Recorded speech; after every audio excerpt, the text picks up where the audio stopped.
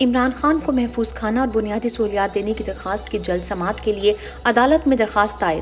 Chairman Tehreek Insaf و سابق وزیر اعظم عمران خان کی غیر قانونی قید کو آج 66 روز گزر چکے ہیں۔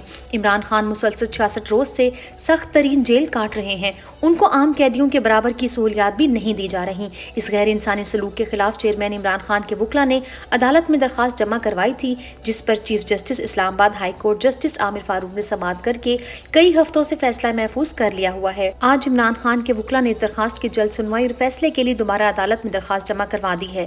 وکلاء کا کہنا ہے کہ اس وقت سب سے ضروری درخواست عمران خان کی محفوظ زندگی کو یقینی بنانا ہے۔ عدالتی حکم کے باوجود اڈیالہ جیل حکام کا عمران خان کی بیٹوں سے بات کروانے سے انکار۔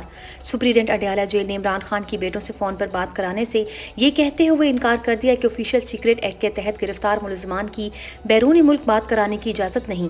آفیشیل سیکرٹ ایکٹ خصوصی عدالت نے 18 اکتوبر تک جیل سے SOP طلب کر لیے ہیں۔ اٹک جیل حکام نے بھی اس سے قبل یہی جواب دیا تھا۔ عمران خان کے وکلاء کا اس پر کہنا ہے، عدالت حکم دے تو جیل والے کون ہوتے ہیں؟ کوئی بھی بہانہ بنانے والے جوڈیشل بندہ ہوتا ہے تو عدالت کی کسٹڈی میں ہوتا ہے۔ عدالت کو اپنا حکم منوانا چاہیے، تبھی عدالت کی عزت ہوگی۔ اگر عمران خان کو جیل میں کچھ ہوا تو ذمہ دار ٹرائل جج، جیل حکام اور دیگر متعلقہ حکام ہوں گے۔ چیئرمین عمران خان کے وکیل نعیم حیدر پنجوتھا نے عمران خان کی جیل میں صحت کے متعلق بتایا، جیل کے اندر جن حالات میں خان صاحب کو رکھا گیا ہے، ان حالات کی وجہ سے جسمانی فرق ضرور پڑتا ہے، لیکن وہ ٹھیک ہیں، دلیری سے اور ڈٹ کے جھوٹے مقدموں میں جیل کاٹ رہے ہیں۔ انہیں بلڈ پریشر سمیت کوئی بھی بیماری نہیں ہے۔ ان کو جن حالات میں جان بوجھ کر رکھا جا رہا ہے، اس سے ان کی جان کو شدید خطرہ ہے۔ محفوظ کھانے کے حوالے سے ہماری درخواست کو لٹکایا ہوا ہے۔ اگر خان صاحب بیمار ہوئے یا ان کو کچھ ہوا تو اس کے ذمہ دار ٹرائل جج سمیت جیل انتظامیہ اور دیگر جو متعلقہ حکام ملوث ہیں، سب ہوں گے۔ افسوس، ہمارے اداروں نے ہماری روایات کو پامال کیا ہے۔ ڈیلی ٹاک شو میں گفتگو کرتے ہوئے سابقہ MNA جنید اکبر نے کہا، میں آج عمران خان کو چھوڑ دوں، میرے ساتھ 10 لوگ بھی نہیں آئیں گے۔ ووٹ بینک صرف عمران خان کا ہے۔ ہم تو اسٹیبلشمنٹ سے تھوڑا بہت خوفزدہ ہو جاتے ہیں اور عزت بھی کرتے ہیں، لیکن اگلی نسل مکمل بے خوف ہے۔ افسوس، ہمارے اداروں نے ہماری روایات کو پامال کیا ہے۔ عمران خان کا ساتھ نبھانے والے شیخ رشید تاحال اغوا۔ لاہور ہائی کورٹ کی راولپنڈی بینچ کے سامنے آج شیخ رشید اغوا کیس کی سماعت ہوئی۔ عدالت کو بتایا گیا کہ شیخ رشید تاحال نہیں ملے، 3 ہفتے کا مزید وقت دیا جائے۔ عدالت نے 3 ہفتے کے بجائے 18 اکتوبر تک کا وقت دے دیا۔ شیخ رشید کا واحد قصور عمران خان کے ساتھ وفا نبھانا ہے۔ عثمان ڈار کے بعد صداقت علی عباسی کا انٹرویو بھی سوشل میڈیا پر آدھے گھنٹے کے اندر ایکسپوز ہو گیا۔ صداقت علی عباسی کا انٹرویو ان کی رہائی سے قبل ریکارڈ کیا گیا اور گزشتہ رات آن ایئر کیا گیا۔ انٹرویو کو تازہ بنانے کے لیے اینکر کو ابتدائیہ نئے سرے سے ریکارڈ کرنا پڑا، مگر اینکر اپنی ٹائی تبدیل کرنا بھول گیا، جس سے پتہ چلتا ہے کہ انٹرویو رہائی سے قبل زبردستی ریکارڈ ہوا۔ صداقت علی عباسی کے الزامات کے بعد سوشل میڈیا پر ان کی 9 مئی کی ویڈیو بھی وائرل ہو گئی، جس میں وہ لوگوں کو بتا رہے ہیں کہ عمران خان کا حکم ہے پرامن رہنا ہے۔ مسلسل ناکام جلسوں کے بعد نون لیگ نے لاہور میں سارے جلسے منسوخ کر دیے۔ مسلم لیگ نون نے اپنے بغور اشتہاری لیڈر کی واپسی پر استقبال کے لیے جلسے جلوس شروع کیے۔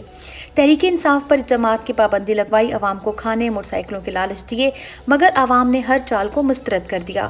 نون لیگ کے سارے جلسے مکمل ناکام رہے، جس کے بعد آج نون لیگ نے اگلے تمام جلسے منسوخ کرنے کا اعلان کر دیا۔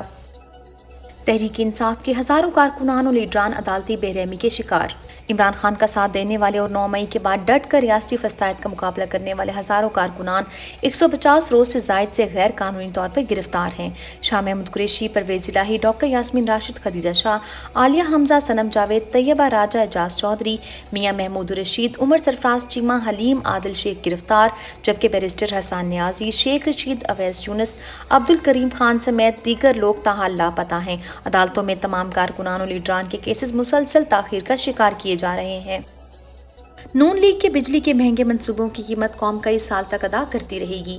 سینئر صحافی عدنان عادل نے اپنے ٹویٹ میں بتایا، ہبکو نجی پاور کمپنی IPP حکومت کو بجلی کا 1 یونٹ 40 روپے میں بیچتی ہے۔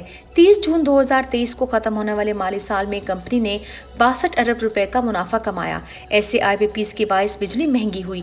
جن حکمرانوں نے یہ منصوبے لگوائے وہ کک بیکس کھا کر عیش کر رہے ہیں اور عوام خمیازہ بھگت رہے ہیں۔ پی ڈی ایم کی 16 ماہ کی حکومت نے ملک کے نوجوانوں سے امید بھی چھین لی۔ پاکستان میں بڑھتی مہنگائی، بے روزگاری، سیاسی عدم استحکام سے نوجوانوں میں بیرون ملک جانے کا رجحان بڑھتا جا رہا ہے۔ پاکستان میں برین ڈرین کی شرح میں تشویشناک حد تک اضافہ ہو رہا ہے۔ پی ڈی ایم حکومت کے 16 ماہ میں لاکھوں پاکستانی ملک چھوڑ گئے۔ صرف جنوری سے اگست تک 5 لاکھ سے زائد نوجوان ملک چھوڑ کر چلے گئے ہیں۔ روٹی کی قیمت پھر بڑھ گئی، مزید اضافے کا امکان۔ کوئٹہ میں تندور مالکان نے 240 گرام والی روٹی کی قیمت 60 روپے مقرر کر دی۔ قیمتوں میں مزید اضافے کا اشارہ دے دیا۔ تفصیلات کے مطابق کوئٹہ کے تندور مالک کی طرف سے بڑھتی ہوئی مہنگائی کے باعث روٹی کی قیمت میں ایک مرتبہ پھر اضافہ کر دیا گیا ہے۔ تندور مالکان کے مطابق روٹی کی قیمتوں میں آئندہ آنے والے دنوں میں مزید اضافہ بھی کیا جائے گا۔